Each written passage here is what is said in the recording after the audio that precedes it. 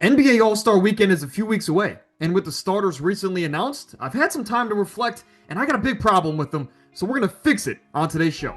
Not only that, we're going to go through the rest of my ballot. As always, if you're new around here, drop a like, subscribe to the channel, but get in the comment section below and let me know what would you change, who is on your ballot, because there's a lot of great names.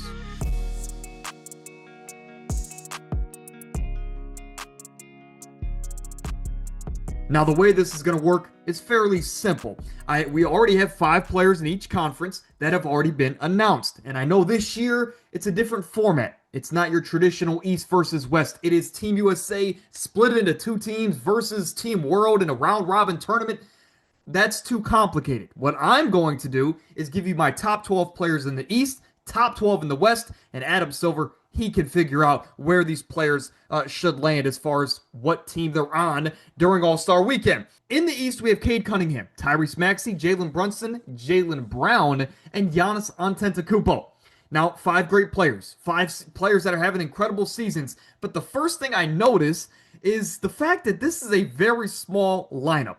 Now, in the era of positionless basketball and positionless ballots, this is to be expected, especially in a guard-driven league. But let's start with Cade Cunningham. I would say he would be the captain of the Eastern Conference because this is a Pistons team that I thought would be a middling seed team in that 3-6 range, maybe surprising some of us and going deep into the playoffs. But Cade Cunningham has defied a lot of those odds. He's 31-10. This is a team that has a great defense under JB Bickerstaff, and despite all of their offensive questions around Cade Cunningham, he's being an MVP on both sides of the court. He, rightfully so, is a lock here in the Eastern Conference. We also have Tyrese Maxey. There's a new era of Philadelphia basketball where Tyrese Maxey is now the head honcho. He is now the leader of that organization, and he's filling in that role very nicely. 30.7 assists a night, great efficiency, and like I mentioned, he's embracing this new role and doing it very well. Despite Embiid missing a fair amount of the season, they're still fighting for a top 4 seed in the Eastern Conference. Jalen Brunson, as of right now, I know he's missing some time, dealing with a bit of an ankle injury, but when he is playing for the New York Knicks, they are a completely different team. He's one of the clutchest players in the league, averaging 28 and 6 a night, and though they have a lot of talent on this offense and this team in general, there really is only one engine of this offense, and it's Jalen Brunson. When he's not out there, as we've seen in recent weeks, this is one of the worst offenses and one of the hardest watched offenses in the NBA. So Brunson, when he's out there, he's tremendous. I had him as a top 10 player before the season for a reason. Jaylen Brown now is having a career season. When you look at the Celtics, after going to the finals 2 years ago, last year they go into the playoffs, they have a lot of injuries to Jason Tatum, then they have to ship off Drew Holiday and Kristaps Porzingis. This was a year looked at to be a bit of a reset year for the Celtics. Maybe they tank, maybe they get a top pick and revamp this roster for when Tatum returns. But all of a sudden, with Joe Mazzulla being the incredible coach that he is, with Jaylen Brown having a career season, defying all the odds, and having this team as a top 2 seed in the East, this team's dominant. And right now, Tatum could potentially return late March, or, in the March range, whether late February, early March, late March, whatever. And this team, I think, should be the favorites to go and win the Eastern Conference with all the other questions around some of the top dogs in the East. The Celtics have a top 2 defense, one of the surprising offenses, and all of that is on the back of great coaching by Joe Mazzulla, but the play of Jaylen Brown. So again, rightfully so, he's a starter. Giannis is Giannis. He's a do-it-all one-man army there in Milwaukee. They might not make the playoffs, but as far as first half of the season, he definitely deserves to be a starter. Now, in the Western Conference, look, this is fairly simple outside of one blemish, and I do have a big problem with it. We'll talk about it in a moment. For the guards, we have SGA, we have Luka, Steph Curry, and in the front court, we have Wemby and Nikola Jokic. As far as SGA, look, he is averaging 30 points per game on a team that has sub-10 losses on the season. The only team at this point that could say that. They, at one point in the season, were considered to be a threat to the 73-9 Warriors. They're one of the best teams as far as all of the major team categories, as far as their top 5 offense, defense, point differential, you name it. The Thunder have been dominant this season one of the best home teams as well. Shea's the leader of all of this. They've had multiple starters miss a lot of time this season, and they're still dominating a loaded Western Conference. Shea, rightfully so, will go back to back as the MVP this season in just a few months. Luka Doncic, it's not a great team, not a great situation. There's so many defensive flaws on that Lakers team, but Luka gets his stats. He's an incredible player, and hey, Luka's going to do all he can to carry this team to the playoffs, but they're probably going to be a first-round exit yet again. For Steph Curry, here's where my problem lies. I have a problem with Steph Curry because on one end, yes, he is the lone offensive engine of the Golden State Warriors. And now with Jimmy Butler out, he's going to have to do that even more so at 36, 37 years old, which is like unprecedented, especially in a loaded Western Conference and a very tough schedule ahead. But as far as what we've seen in the first half of the season, I just don't think there's any logical way you can have Steph Curry, who is, again, the lone dog offensively, carrying his team, over an Anthony Edwards, who Anthony Edwards at times this season has had the Minnesota Timberwolves as a top 3, top 4 seed in the West, and he's doing these same exact things offensively, if not to a higher degree than Stephen Curry. Now, this is not to, I guess, to diminish the play of Stephen Curry. He's an all-time great, in my opinion, maybe the greatest point guard of all time. That, at 36, 37 years old, what he's doing is unprecedented, but I just think Anthony Edwards at this point, I would tip my cap to him. I think he deserves it a bit more than Stephen Curry, given they're both in the same situation as far as the offense is on their team, but Anthony Edwards is winning at a higher level, and plus, that team lost a decent amount of games when Edwards missed some time this season. Let's not forget that. As far as the front court, we have Wemby, best defensive big maybe of all time as far as impact on the court. So no really explanation there. He's had so many great offensive jumps this season alone. Wemby is truly a generational talent. He's going to be in this spot forever as long as he's healthy. Nikola Jokic, what else can you say about him? Best player in the world. He has carried the Denver Nuggets. Now recently, of course, he went down with a bit of an injury. He's going to be out for some time, and he's going to miss this All-Star game. But for Nikola Jokic, look, there's not much else that needs to be said. He's one of a kind. Now, as we move to both the Eastern and Western Conference bench units, keep this in mind. This is a positionless ballot, so you might see more guards than wings and vice versa. So that's just one thing to remember. Also, this is my opinion. And for me, with 7 spots in the East available, I have 3 absolute locks that I need to see on the Eastern Conference ballot based on what I've seen this season. Starting with Donovan Mitchell. I'm a Cavaliers fan. Is this biased? I don't think at all, as this is a guy that's averaging 29 on great efficiency this season. The only reason that I think he's not a starter over a Jalen Brunson is because his team has been underwhelming this season.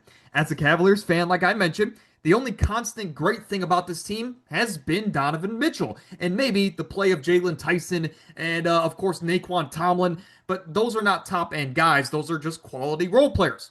The only reason we're still in the mix in the Eastern Conference playoffs is because of the man on your screen, and I think, no doubt, he is a lock in the Eastern Conference All-Star ballot. Another guy is Franz Wagner, a guy that is, when he's on the court, whether Paolo's next to him or not, this team is at their absolute best when the ball is in his hands. Now, I'm a big Paolo Banchero fan and believer, but this year, Franz has played significantly better, and they are so much better when Franz is running the show. I know he's dealt with a little bit of injuries here and there, and I know he just came back from one. Regardless, Franz needs to be on this ballot for me as the one, the only Orlando Magic. The next up is Jalen Duren. Look, he is the best center in the Eastern Conference this season so far. He is a huge reason on both ends of the court as far as why the Pistons are playing as great as they are. Again, only 10 losses on the season, by far the number 1 seed in the East, and one of the best teams in the NBA record-wise, point blank period. So Jalen Duren, due to his career season and resurgence, look, he is a guaranteed lock for me in the East. Now let's go to the bench. There are 4 spots remaining, and I think there are 7 potential guys that you can make an argument for. And we'll start with Scotty Barnes. I gave him the edge. It came down to him or Brandon Ingram. Though I was a big Raptors fan in the preseason, I don't think they deserve two All-Stars. So with that in mind, I gave the edge to Scotty Barnes because he is a more well-rounded player. He is that guy that can do more on both ends of the court compared to a Brandon Ingram, who's primarily an offensive threat. For a guy like Scotty Barnes, he's a big reason why they're a top four seed and surprising a lot of the naysayers as far as preseason expectations goes. But again, I had them as a top four seed in the preseason. Now, next up is going to be Karl Anthony Towns. The numbers are great. I understand the Knicks have not looked great this season defensively. They are terrible on the road, and Mike Brown, as of now, there's a lot of questions around the security of his job. But for Karl Anthony Towns, good efficiency, 21 points, 11 rebounds tonight. I'll leave it at that. Next up is going to be Jalen Johnson of the Atlanta Hawks, a guy that has carried this team all year with the injuries to Trae Young, with the uncertainties about Trae Young's future.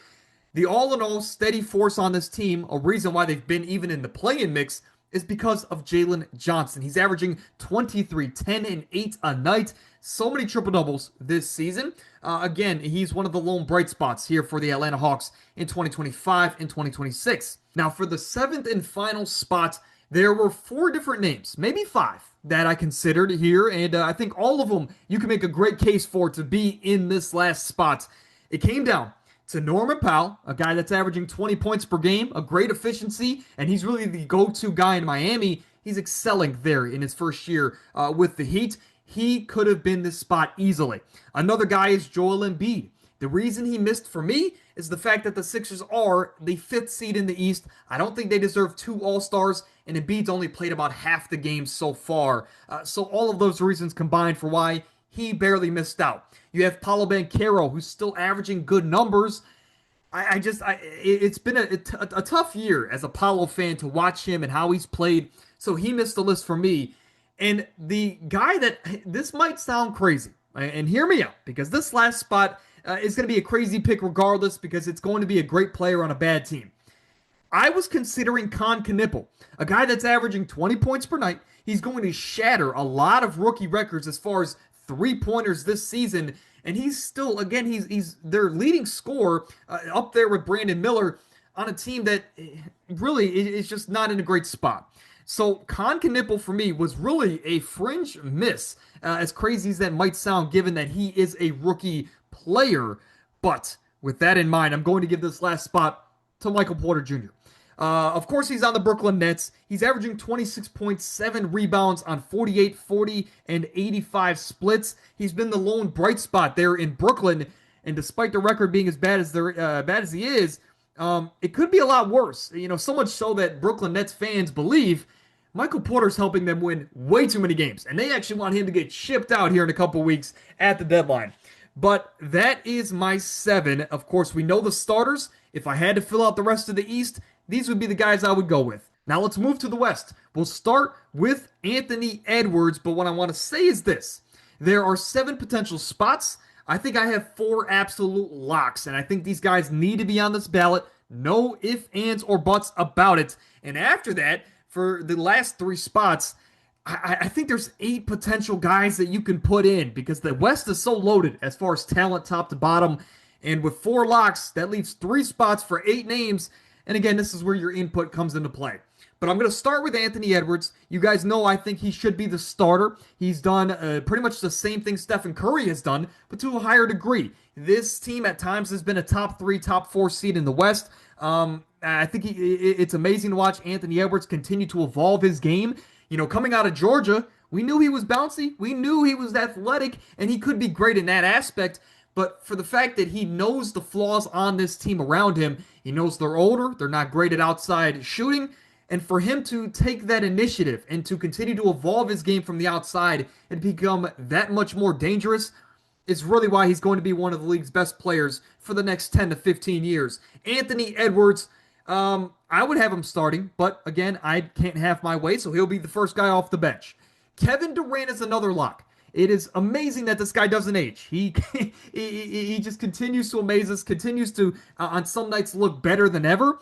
He just doesn't age. And this is a Rockets team that has a top 3 defense. They're one of the better offenses, and they have one of the better records in the NBA, period. The Rockets are a sleeping giant in the Western Conference. And Kevin Durant, with no Fred VanVleet, is taking on bigger roles or roles that he probably didn't expect to take on before the season.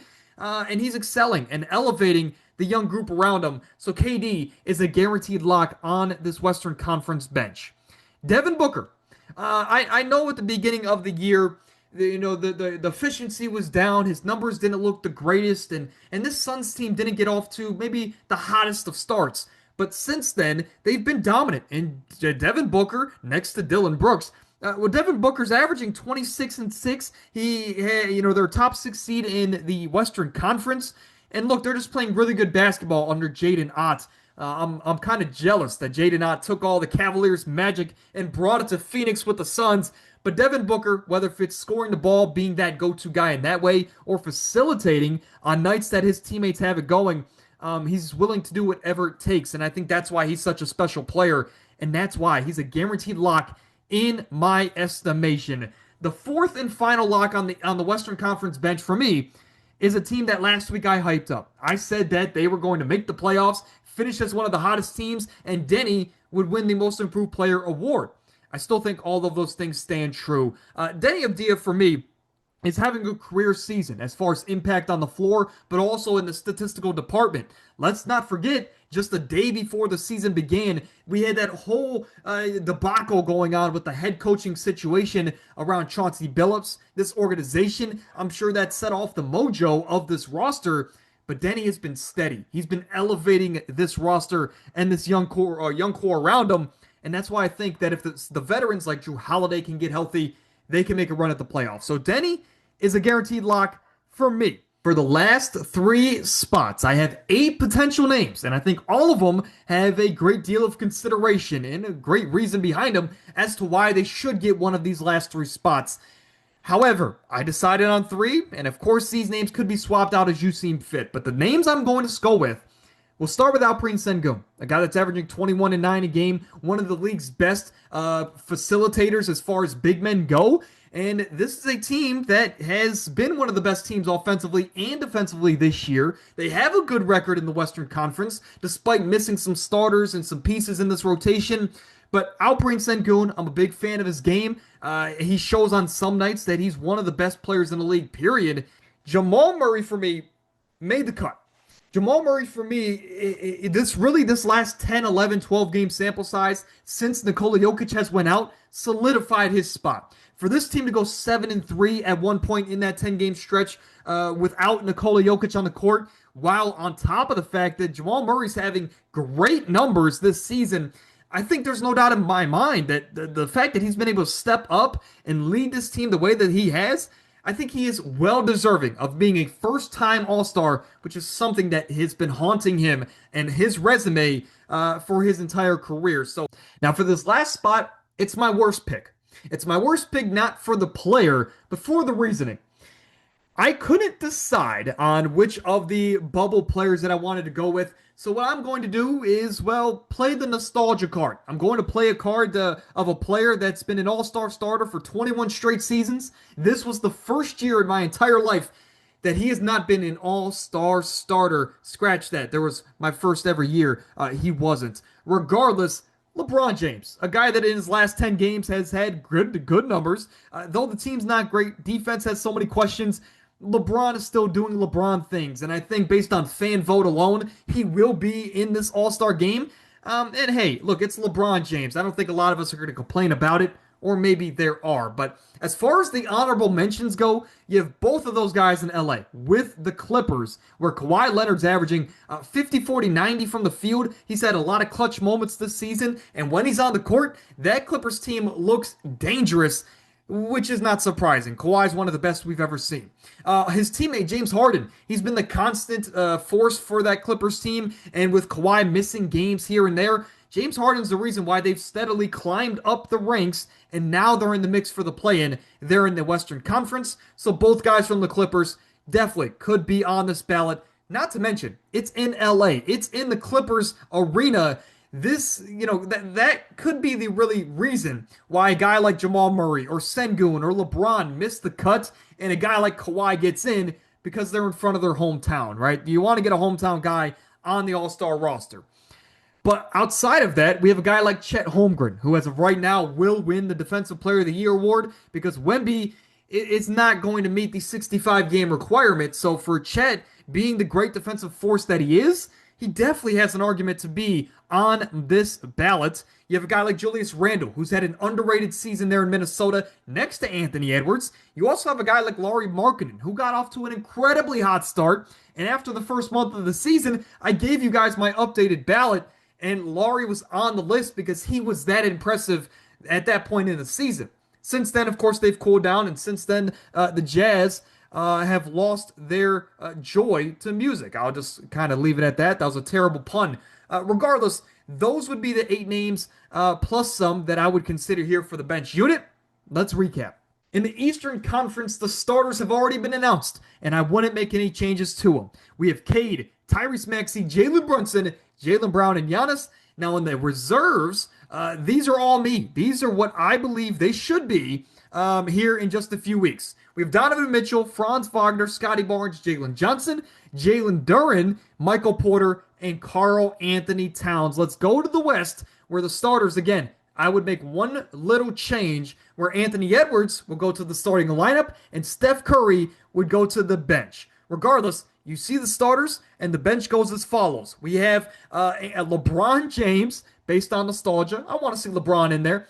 Jamal Murray, Devin Booker, Anthony Edwards, Kevin Durant, Denny Abdia, and Alperen Sengun. We have a great mix of Euro stars, American stars, and a lot of different play styles. But that, at this point in the season, and really for the 2026 year, that's my NBA All-Star ballot. Of course, let me know your thoughts and your changes that you would make in the comment section below, as there's so many great names as we emphasized in today's video, and there's so many different combinations that I can't really be mad at any change you would want to make as long as there's a logical explanation behind it.